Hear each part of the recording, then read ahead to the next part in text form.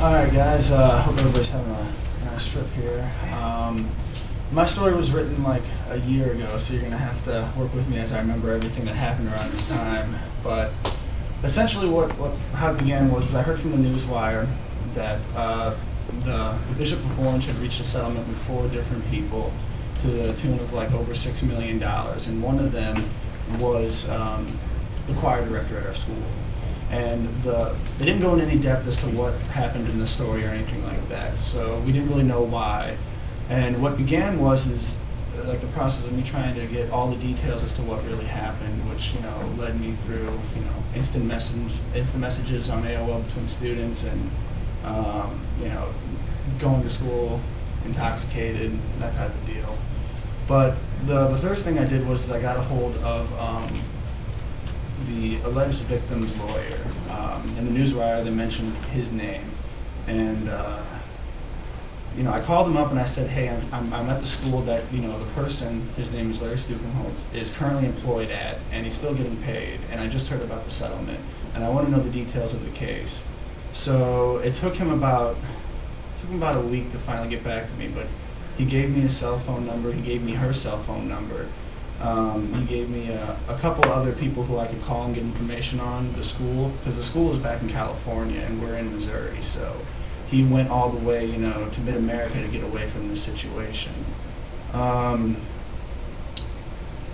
So I eventually get a hold of the woman, and she, explains to me everything that happened, her version of it. But then they also pointed me in the direction of some Orange County articles where, things. It wasn't obvious what had happened. Nobody, made any major claims, but they said, he was dismissed on certain dates. I confirmed it that way. When did he get fired? That was the way I went about that.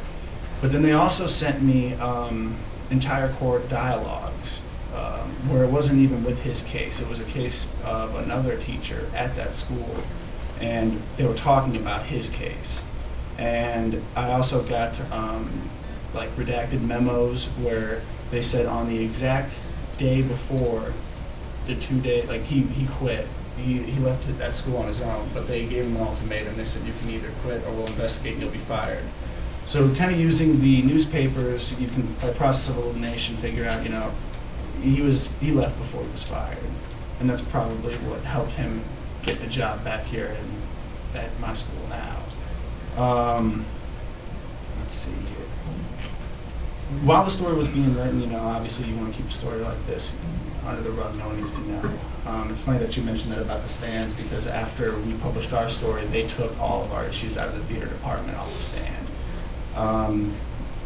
When I asked him about it, I was actually in D.C. for the last year's convention trip, and I called him up and I was like, I'm doing a story on your recent legal situation involving, I mentioned the victim's name, so he knew that, I knew what was going on.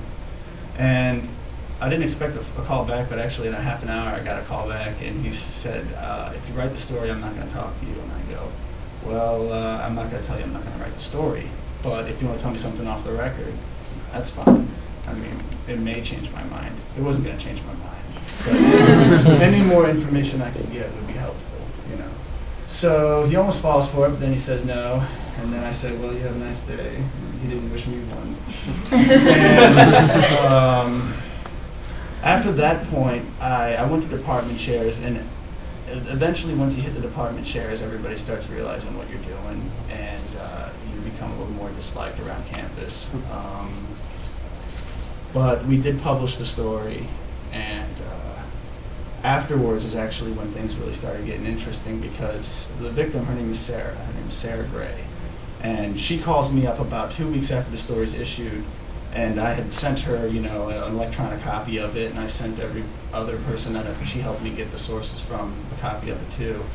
And she says, I'm inspired by you writing this story. She says, I want to visit your campus. I want to approach your president's office and demand his dismissal.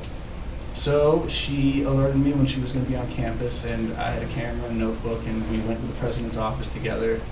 And I ran into our school's PR, public relations director in the office, who I'd called a couple times, and I introduced myself properly, but it was really funny, her reaction afterwards. She was just like, oh, it's you.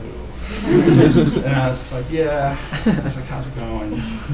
But after that, she went to a Board of Trustees meeting that same night and also made a request for dismissal because our campuses we have 4 campuses under our community college.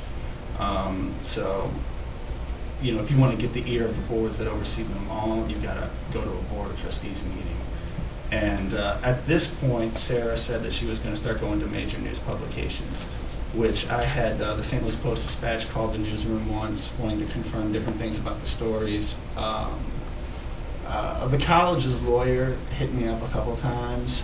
I don't know, she wanted my notes, and you guys don't have to do that. Don't do that. If a journalist in a community college can find out everything that just happened, I'm pretty sure a lawyer can find it too. Let's see. After all this, in the story too, I mean, the point of the story is not, you know, to whistleblow. The point of the story is how did he get past the background check? That was the issue. And the college recognized that immediately and suspended him because he was scheduled to teach 7 more classes even after the settlement was done for the next semester. And he did not teach those classes. They had substitutes teach for him, but he was on kind of like a, you know, leave of absence type of deal, and that lasted for almost a month. And then on Christmas Eve, he was terminated. And you know, we've heard rumors that he's still getting paid. Some people don't know if he is or not. I heard a rumor that he's working at Walmart right now. But he's in an arbitration process at this moment, and he's trying to get a year's salary out of this. But supposedly it's after stuff like this just is brought up, it's tough for a man like that to get work again. I mean, this is a man who had a PhD from Michigan, you know. So it's a little bit of a fall from grace. But what you got to realize is, you know, for me the big deal with the story was, you know, you're going to affect people's lives when you do a story like this, and you just got to be ready to trust your skills and just write it, and, you know, don't be biased, just present the facts, and what happens after that, you just can't be ashamed of that. And that's basically my story. Thank you so much. All right, guys, hope everybody's